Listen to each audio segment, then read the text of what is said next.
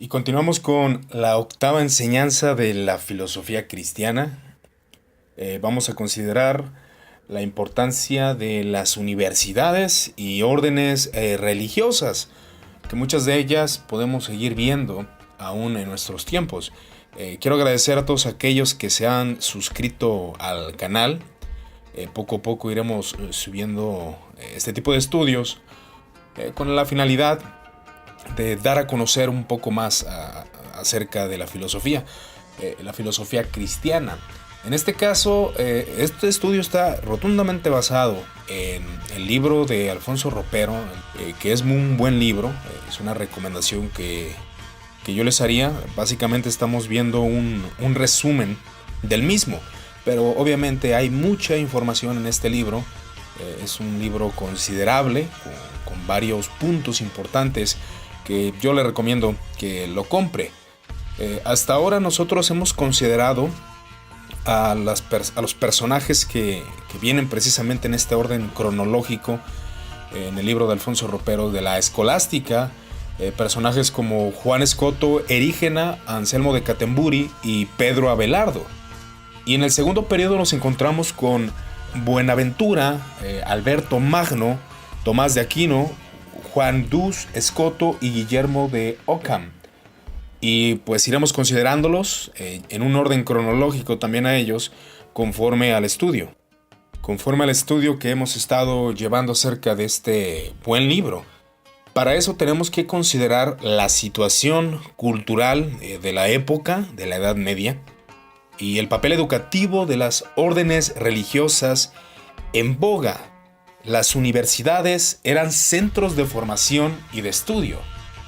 Estaban dominadas y controladas rotundamente por el papado. Aquí es donde ya el gobierno papal ya había tomado gran poder, y en este periodo que nos ocupa se vieron envueltas en controversias y discusiones generales por el descubrimiento de las obras de Aristóteles. Y para algunos esta filosofía era considerada como herética, especialmente los tratados de metafísica y filosofía natural. Delante de la iglesia, estos tratados eran considerados como equivocados, errados, y no era bueno que los cristianos estuvieran indagando en ellas. Las universidades, especialmente las de París, se habían convertido en centros importantes de vida intelectual, con repercusiones en el campo de la moral y de la política. La iglesia estaba tomando un poder en las conciencias de las personas. Ya había una influencia directamente por parte de los teólogos que estaban en la universidad. Ya ellos se consideraban en el siglo XIII. Se habían construido a sí mismos y se nombraban a sí mismos como paladines de la ortodoxia. Todo lo que ellos argumentaban y decían era verdad, no había que cuestionar nada de lo que ellos decían. Tanto era así que los teólogos estaban teniendo influencia sobre las enseñanzas, que muchos maestros seculares que enseñaban en estas universidades comenzaron a ser quitados de sus puestos. Esto fue por una dispersión religiosa, o la Gran Dispersión, del año 1229 al 1231. Sus miembros reclutaban ya casi en totalidad dos nuevas órdenes religiosas cuya actividad se hallaban al servicio militante de la ortodoxia.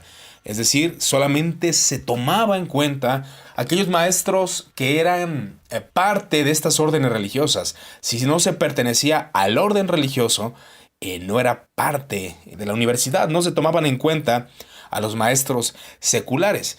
Y como conocemos, estas dos órdenes religiosas son la de San Francisco de Asís, que fue un personaje que existió en el año 1182 hasta el 1226, y Domingo de Guzmán, que él también fue contemporáneo del 1170 al 1221.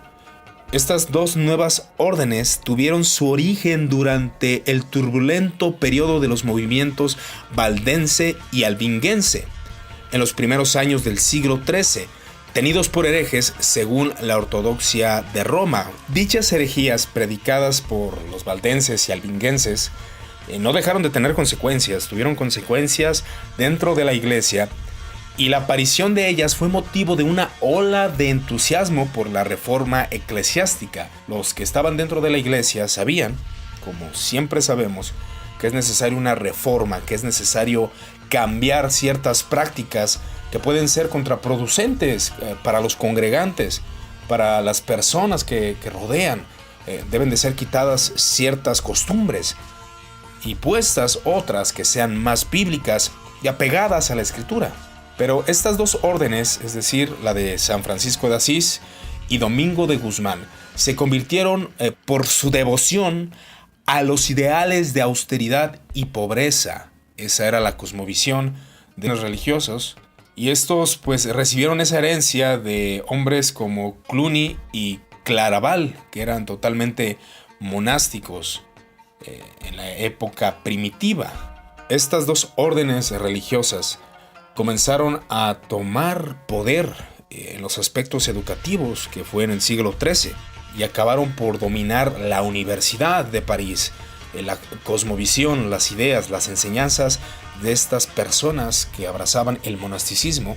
Empezó a abrazarse de manera masiva que lo que es en la Universidad de París, incurriendo en la constante hostilidad, si no pertenecías a estas órdenes religiosas, de los maestros. Los maestros eran hostiles hacia los maestros seculares que no abrazaban las ideas de estos dos exponentes.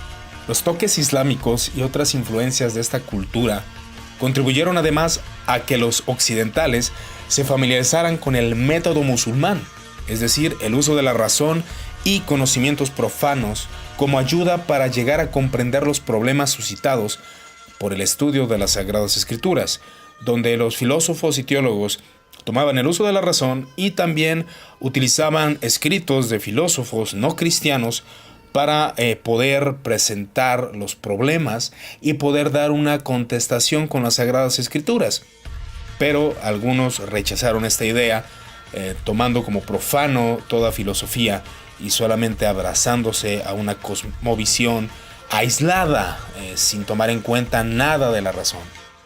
Los teólogos cristianos se sentían a su vez airados por el uso de la razón, lo que podía ayudarles a dilucidar problemas de la fe y revelación. De este modo se originó una especie de calam cristiano que dio en llamarse escolasticismo y que conocemos bajo el nombre de la escolástica.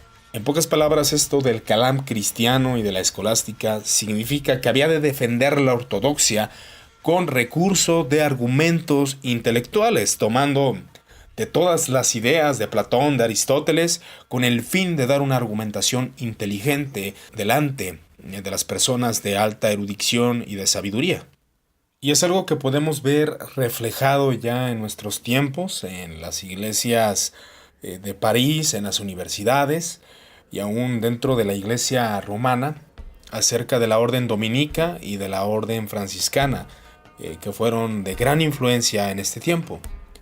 Un exponente que vamos a considerar es conocido con su nombre de pila, que es Juan de Fidanza, del año 1221 al 1274. Él era teólogo y místico de la orden franciscana y de la que llegó a ser general con el nombre de Buenaventura. El fin del ser humano es el conocimiento que conduce a Dios. La filosofía es en realidad el camino intelectual que culmina en la unión mística con Dios. Buenaventura fue un revolucionario, ya que, como hemos visto, la orden franciscana iba en contra del conocimiento intelectual, y él personifica precisamente el intelectualismo, que era considerado como marginal y aún contrario a sus fines propios de la orden. El resorte del pensamiento de Buenaventura es el principio agustiniano. Nos hiciste, Señor, para vos, y nuestra alma no reposa hasta descansar en vos. Y este exponente abrazaba que se conoce a Dios en la naturaleza por sus vestigios. Se le conoce de un modo más inmediato, en su propia imagen, en el alma humana u interior del hombre, conforme a la doctrina de Agustín. Cuando se desciende hasta el fondo del alma, se encuentra verdaderamente a Dios. Y él dice, el alma está situada entre las cosas y Dios. El hombre descubre la verdad de las cosas en sí mismo y en Dios. De la verdad de las cosas tenemos una evidencia relativa. De la verdad de Dios, una evidencia absoluta. Y argumenta en contra de aquellos que negaban la divinidad.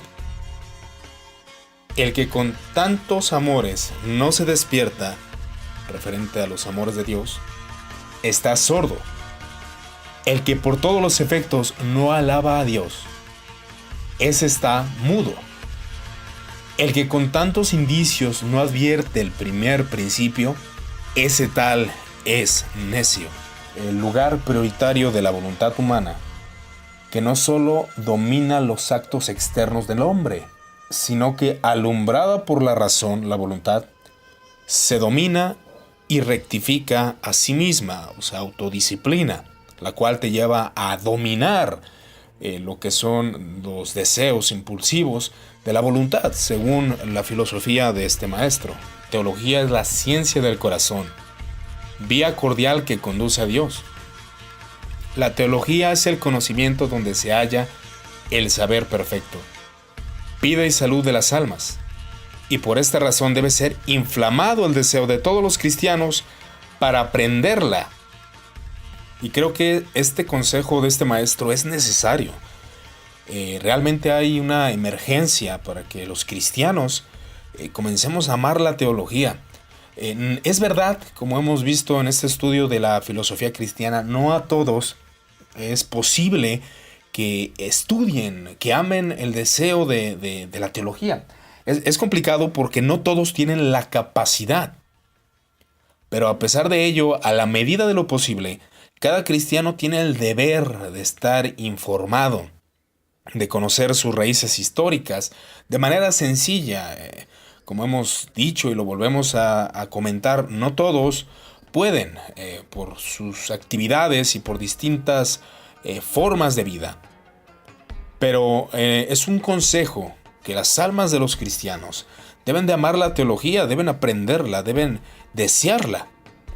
Y sigue comentando Buenaventura. Lo primero se ha de entender que la doctrina sagrada, o sea, la teología, que trata principalmente del primer principio, es decir, de Dios uno y trino, trata en su totalidad de 7 cosas, a saber, lo primero, de la Trinidad de Dios, lo segundo, de la creación del mundo, lo tercero, de la corrupción del pecado, lo cuarto, de la encarnación del Verbo, lo quinto, de la gracia del Espíritu Santo, lo sexto, de la medicina sacramental, y lo séptimo, del término por el juicio final. Y así abarcando la idea de todo lo creado. Él mencionaba estas doctrinas bases, estas doctrinas importantes para la ortodoxia, que son fundamentales. Esto es el fundamento de la iglesia. Conocer la creación del mundo, la corrupción que ha causado el pecado, la encarnación, quién es Dios, la Trinidad de Dios. Estas doctrinas son claves. Estas doctrinas, si una iglesia no cuenta con ellas, no es parte de la ortodoxia, no es parte del cuerpo de Cristo, porque estas doctrinas son importantes, son fundamentales. Aquí ya no tocamos doctrinas periféricas. Estas doctrinas son substancia del cristianismo. Y la teología no trata solamente de Dios creador, no solamente habla de Él. La Biblia, decía este exponente, no solamente nos habla de Dios, sino también de la creación, de todo lo que nos rodea y de la criatura. Ahí es donde toma importancia este comentario, y creo que es acertado, acerca de cómo los cristianos debemos entender que la Biblia nos habla de Dios.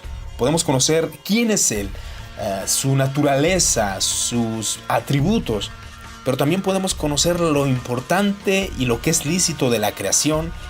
Y sigue argumentando este exponente: lo que creemos lo debemos a la autoridad, lo que entendemos a la razón.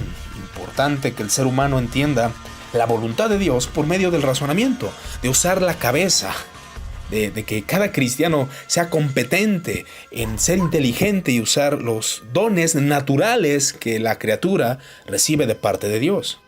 Y el siguiente exponente es Alberto Magno, del año 1206 al año 1280.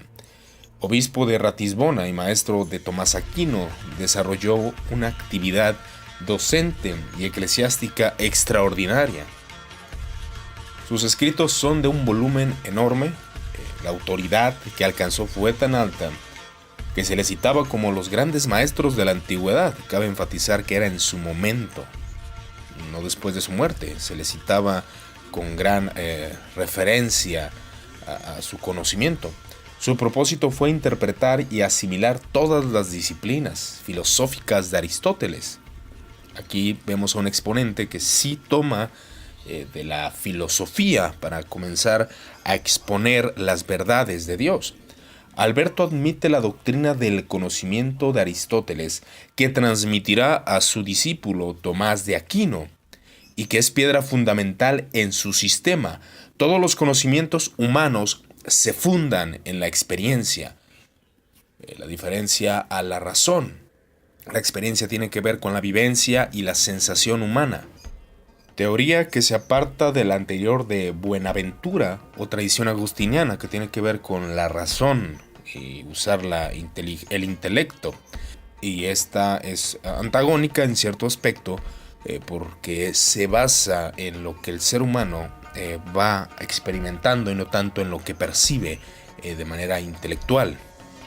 Por ejemplo, hay verdades de fe inaccesibles a la razón humana. No todo es razonable, cosa que Agustín consideraba que todo era posible razonar. Ellos dan, por ejemplo, la Trinidad.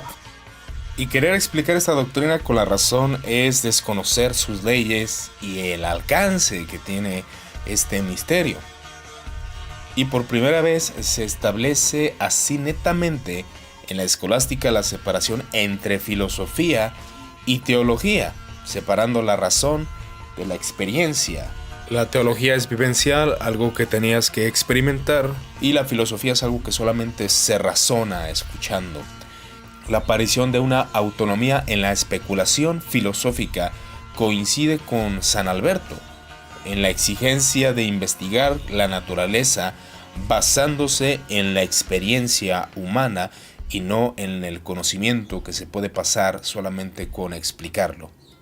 Tomás de Aquino y la integración de Aristóteles. Tomás, la figura que ahora ocupa este tiempo, era el hijo de la familia de los condes de Aquino. Estudió en el monasterio de Monte Cassino y en Nápoles. En 1244, en la recientemente fundada Orden Dominica antifeudalista y nada burguesa, tras un largo e intenso forcejeo con su familia, ya que llegaron a oponerse de que perteneciera a este monasterio, que tenían para él aspiraciones más altas que las que él estaba considerando, como el priorato de Monte Cassino. En 1245 fue enviado a París para proseguir sus estudios bajo la dirección de Alberto Magno, quien se convirtió en su maestro y amigo. Se dice que en 1272, debido a una visión que le afectó profundamente cuando celebraba misa, abandonó la enseñanza e incluso dejó de escribir en forma definitiva. Que en este pequeño argumento vemos cómo Tomás de Aquino era una persona que se basaba en la experiencia y tanto daban a entender de que podían tener ciertas experiencias propias con la divinidad, como visiones o revelaciones. Esto causó en él, hablando de la revelación que tuvo, de la visión, no pudo terminar su suma teológica. A instancias del Papa Gregorio X, Tomás emprendió un viaje rumbo a Francia con objeto de asistir a un concilio ecuménico conocido como de Lyon, pero en el trayecto se agravó su salud y murió. Canonizado en el 1323, Pío V lo declaró doctor de la Iglesia y en 1880 León XIII lo exaltó como patrono de las universidades. colegios y escuelas católicas. La vida entera de Tomás es dedicada por completo al trabajo de investigación filosófica y formulación sistemática de la teología, singularmente sencillo y bondadoso. Se consagró íntegramente a la gran obra intelectual de relacionar armoniosamente el Evangelio con el aristotelismo. Un hombre llamado Sigerio de Brabante, del 1240 al 1281, dijo que el objeto del estudio de la filosofía consiste no en la verdad que está en la filosofía, sino en el conocimiento de las opiniones de los filósofos. Captar a través de ellos que en las opiniones de tales hay verdades. Aquino dice un comentario que me parece bastante bueno y creo que podría aplicar como una exhortación a muchas de las personas que escuchamos el audio, ya que cuando nos enfrentamos a personas que tienen una opinión totalmente diferente a nosotros, nos lleva esto a un odio, aunque no lo manifestamos con la palabra, con nuestros hechos es evidente que somos intolerantes. Tomás responde que el estudio de la filosofía no tiene por objeto saber lo que han pensado los hombres, sino que las cosas son en sí. El entendimiento no se perfecciona por conocer las opiniones de los demás, dice, sino captar que hay verdad en la realidad. Aquí es donde vemos el pensamiento de la experiencia, donde la razón no cabe, sino que es captar en realidad lo que la persona o el filósofo está diciendo con base a la experiencia en la vivencia. Al aceptar o rechazar las opiniones, dice Tomás Aquino, al rechazar las opiniones ajenas, no debe el hombre dejarse llevar del amor o del odio, sino de atenerse a la certeza. Hay que amar también a quienes profesaron opiniones erróneas, pues que ellos de algún modo nos ayudaron a estimular a conocer la verdad. Cita que se encuentra en la Suma Teológica. Y en la biografía intelectual de Tomás cabe destacar su empeño sobre el pensamiento anterior. Demuestra un gran conocimiento acerca de los padres de la iglesia. Es el primero en utilizar los escritos de los padres, algunas actas conciliares referente al tema. Él era un hombre respetuoso con los autores que estudia, y este es un principio que en lo personal he querido aplicar, de mostrar la gran fidelidad al texto. Cuando estudiamos una postura diferente, teológica, solemos, y es común, todos hemos participado en esto, hemos hecho falacias de lo que la persona cree, y aquí es donde nosotros debemos apegarnos a la fidelidad del texto, que es lo que en realidad este personaje, este pastor, este teólogo quiso decir. Hace decir a Aristóteles el máximo de verdad que le es posible. Él aplicaba este principio con Aristóteles, tratando de ser fiel y no torcer los textos a su conveniencia, sin violentar en ningún momento al filósofo, preocupado siempre de hacer justicia al pensamiento ajeno. Hacer justicia es referente a eso, es encontrar de manera fidedigna el pensamiento de nuestro opositor o de alguien que piensa diferente a nosotros y citarlo tal cual él lo argumenta, lo cual es bastante en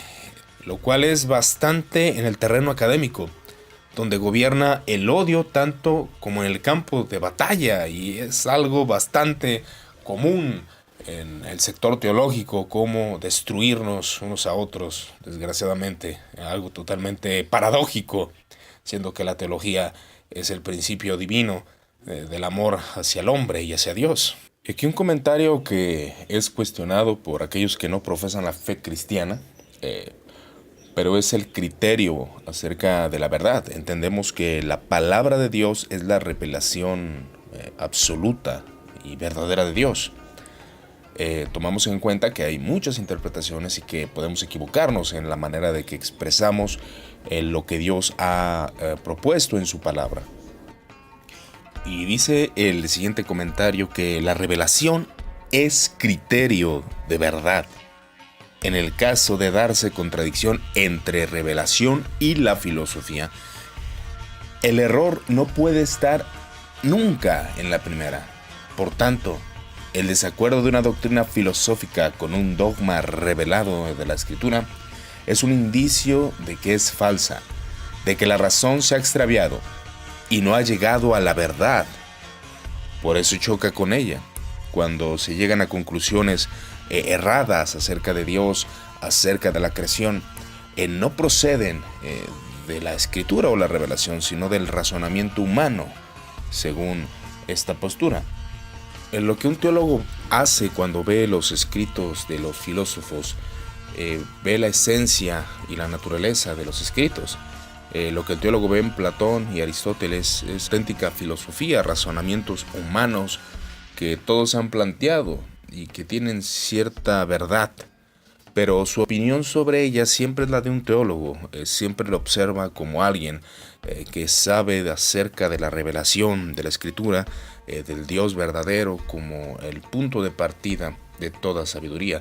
La doctrina sagrada contempla la filosofía como puede ser vista desde una alta luz, lo ve por arriba como una posible ayuda en la gran tarea de la salvación del hombre, como las preguntas que puede hacerse Platón o Aristóteles o algún otro filósofo, Epicurio, entre otros.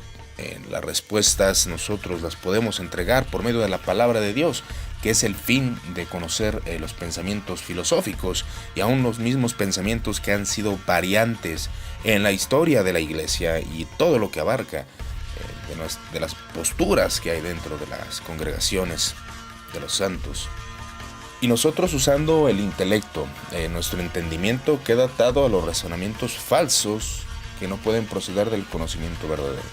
Y si Dios, como hombres naturales, nos entrega a conocimientos falsos, y según la lógica y el pensamiento de Tomás de Aquino, si Dios nos entregase conocimientos falsos siempre, nuestro intelecto estaría impedido para conocer la verdad, lo cual no puede ser obra de Dios. Esto hace entender que todo razonamiento humano, a pesar de que está corrupto por el pecado, el hombre puede llegar a ciertas conclusiones verdaderas por el mismo razonamiento que Dios ha entregado, que le permite al hombre entender ciertos aspectos. Lo natural y lo sobrenatural. Existe un doble orden de conocimientos, natural y sobrenatural. El hombre, con su propia capacidad intelectual, puede llegar a un cierto conocimiento del mundo y de Dios por la elevación sobrenatural. El mismo Dios le infunde una capacidad superior, la fe, por lo que puede conocer realidades reveladas por Dios que exceden por completo su capacidad natural. Aquí es donde está dividida la fe. Entonces se necesita un poder más fuerte, el cual sería una elevación sobrenatural, como lo indica la fe, que es la que permite al hombre adentrarse a un razonamiento en Dios. Y dice Tomás de Aquino, sobre lo que creemos de Dios hay un doble orden de verdad. Hay ciertas verdades de Dios que sobrepasan la capacidad de la razón humana, como es, por ejemplo, que Dios es uno y trino. Hay otras que pueden ser alcanzadas por la razón, como la existencia y la unidad de Dios, etc. La que incluso demostraron los filósofos guiados por la luz natural de la razón. Y debe de haber, o hay una unión de la fe y la razón que no se confunde. La fe edifica la razón. La fe se coloca por encima de la razón y es cuando el ser humano comienza a comprender usando la razón. Y según el pensamiento de Tomás Aquino, entre la razón y la fe hay una continuidad. Para creer es necesario un conocimiento previo de razonamientos de la vida humana, conociendo los hechos de los hombres que son pecaminosos. El hombre debe razonar lo que hace, lo que comete, la misma luz de la naturaleza que le indica que hay un creador. No sería, por ejemplo, creer en Dios posible, que es eterno, si la razón natural no pudiese captar naturalmente que hay una cierta medida de eternidad en los hombres. En cada ser humano hay eternidad. Lo podemos ver plasmado en la cultura de cada nación, cómo el hombre ha plasmado la eternidad. Y es algo que es evidente en la vida humana. La teoría del conocimiento frente al iluminismo de Agustín y su escuela, que viene a decir que las ideas son descubiertas por el hombre mediante la iluminación divina. Tomás, apoyado en Aristóteles, define que la única fuente de nuestro conocimiento es la realidad sensible, lo que vemos. De acuerdo con Aristóteles, Tomás establece el principio de que no hay nada en el entendimiento que antes no haya estado en el sentido. Mas todo lo que se recibe según el modo de ser que recibe. Y como el hombre es natural intelectual, y como el hombre es una naturaleza intelectual, lo que recibe, lo recibe entendiéndolo. La existencia de Dios no nos es inmediatamente evidente. Debe y puede demostrarse. Aristóteles había distinguido entre lo que es primero por sí o por naturaleza, y lo que es primero para nosotros, como seres humanos, que vemos primero, que podemos ver como naturaleza y que podemos ver más allá. Método que va a seguir y respetar Tomás en las pruebas de la existencia de Dios. El punto de partida de Tomás de Aquino es la idea de lo natural, de lo que el hombre percibe, de lo que el hombre puede entender. Y el punto de partida en la escritura es Romanos 1:19. Lo conocible de Dios les es manifiesto a los hombres por medio de la creación. Este es el fundamento tradicional de la demostración, que se eleva de lo finito hacia lo infinito. Y el pensamiento acerca de la revelación o de la revelación natural, del conocimiento que el hombre puede adquirir de la creación, que el ser humano siente una atracción del sumo bien. Esta atracción es el deseo de la felicidad, es un conocimiento oscuro de Dios, que los hombres naturalmente poseen, y contiene la base experimental de lo que es Dios, es claro y distinto. Es el sentido divino que todo ser humano tiene, el sentido infinito que reside naturalmente en todos, a menos de que el ser humano lo apague con perversidad e iniquidad y ahogue el reconocimiento que tiene acerca de Dios en su corazón. Como dice Romanos 1:18, detienen con injusticia la verdad. Ahora bien, Dios es, a pesar de todo, desconocido. Se sabe que es, pero se ignora lo que es, como ha venido afirmando el pensamiento cristiano desde el principio. Es decir, conocemos que Dios existe, pero no podemos penetrar en su esencia. La visión de las cosas no puede darnos la esencia divina. Lo que hace es llevarnos al conocimiento de Dios por 3 vías conectadas entre sí. Las 3 vías son las siguientes. La primera es la vía casualitatis, cómo las cosas son cambiantes y defectibles. Tenemos que referirlas a un principio inmutable y perfecto. Es decir, las cosas normales o las cosas naturales son cambiantes, pero hay alguien inmutable y perfecto. Exeientiae, al referirse las cosas a su principio o causa. Hay alguien que causa todo, como es un principio no contenido en ellas y que las excede en absoluto. Sabemos que Dios está por encima de todas las cosas. En tercer lugar, la vía negationis, como la causa excede de sus efectos. Nada de estas puede atribuirse, sino negársele. Ese es el fundamento de la teología negativa y la razón que digamos de Dios que es infinito e inmutable, cuando las criaturas son finitas y variables. Por la vía de negación se conoce la esencia divina. Por la vía de casualidad, su potencia creadora, al entenderlo como principio de todo. Por la vía excelencia o eminencia, su divinidad, y se le conoce con el fin al que todos los entes tienden. Entonces, en consecuencia, de esta manera llegamos a conocer a Dios, que es simplísimo, perfecto, soberanamente bueno, infinito, inmutable, eterno, único, omnisciente, la misma verdad, la misma vida, por esencia, voluntad, que es libre, justo, misericordioso, providente, todopoderoso, como luego lo hará notar Paul Tillich. Dios está por encima de cualquier concepto que tengamos y que podamos comparar. Si decimos que Dios es persona, se entiende que su personalidad trasciende infinitamente nuestra idea de persona sin negarla.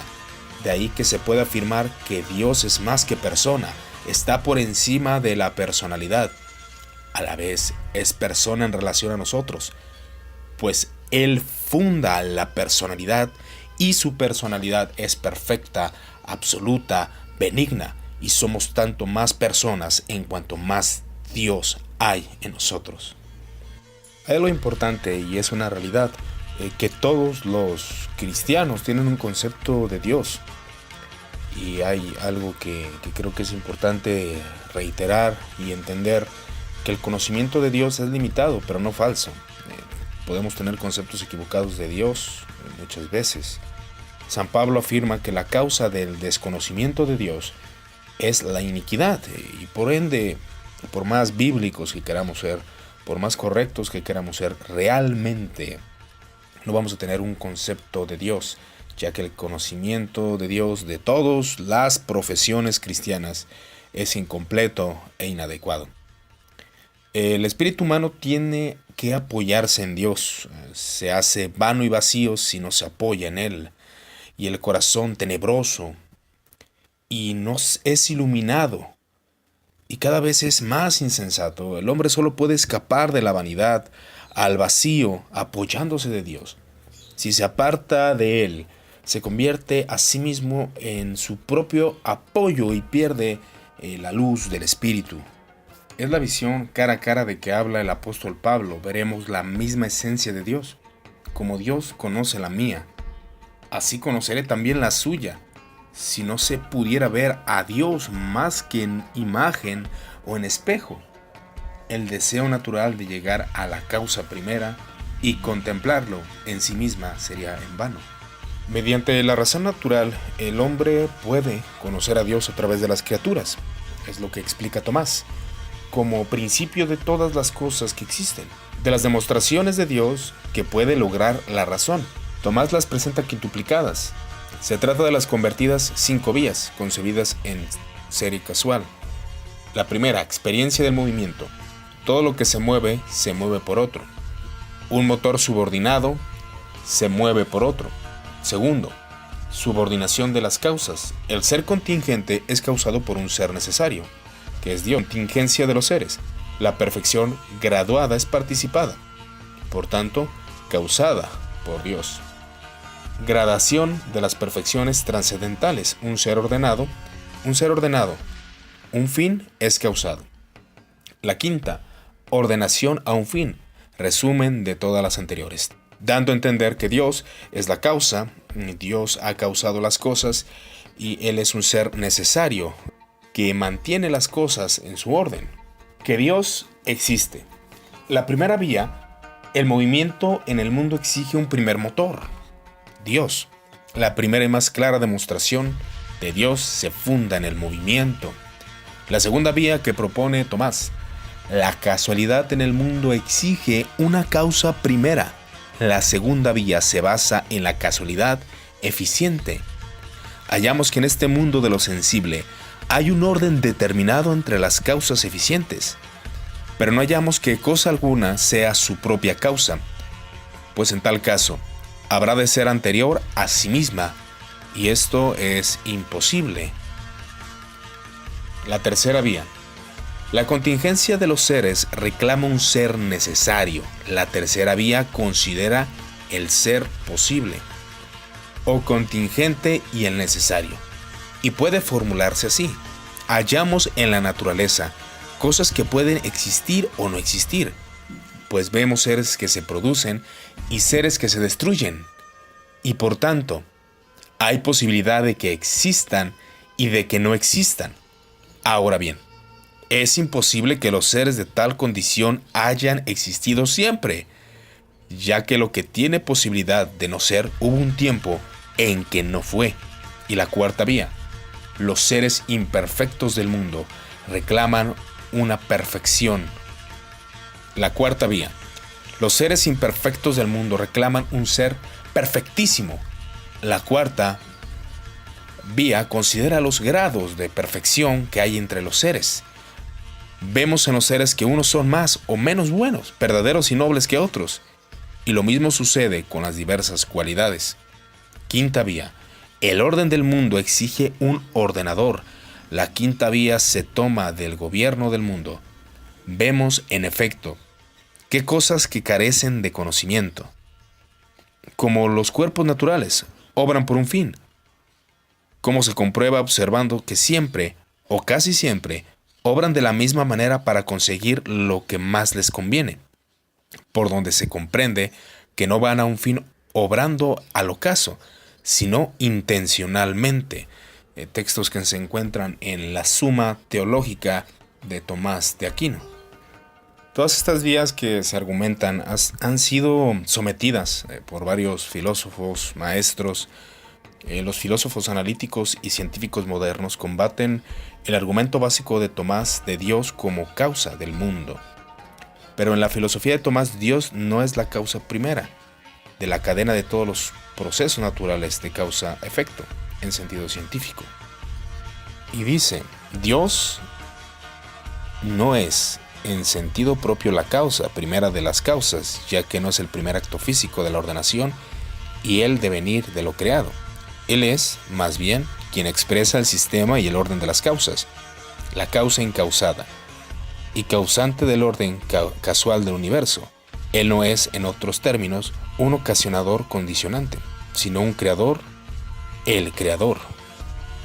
Ante todas estas teologías, posiciones acerca de comentarios de Dios como el causante de lo creado, de las cosas determinadas, como quien creó las cosas y las segundas causas son condicionales, tomamos en cuenta que la filosofía nos lleva a conocer los pensamientos que dentro de la Iglesia en nuestros tiempos modernos están influenciando a otros, ya que todo conocimiento proviene de maestros que ya han desarrollado una doctrina. Y termino con esta cita: la esencia de la felicidad consiste en los actos intelectuales, porque solo a través del entendimiento se nos hace presente el fin supremo de toda nuestra vida. Y además es el entendimiento la más noble facultad del hombre. Podamos estar de acuerdo con los argumentos que se esbozan por medio de estos filósofos o no, acerca de cómo Tomás de Aquino veía las causas, de cómo Buenaventura tenía su posición acerca del conocimiento filosófico y religioso, o Alberto Magno, quien desarrolló la posición aristotélica, la abrazó de una manera que los fideístas o otros han abandonado, y el sentido racional que ha habido a través de los tiempos de la Iglesia. Ahora sí que lo más importante es conocer y que nuestro entendimiento crezca para ser más semejantes al Creador, al que nos da toda ciencia, todo conocimiento y sabiduría.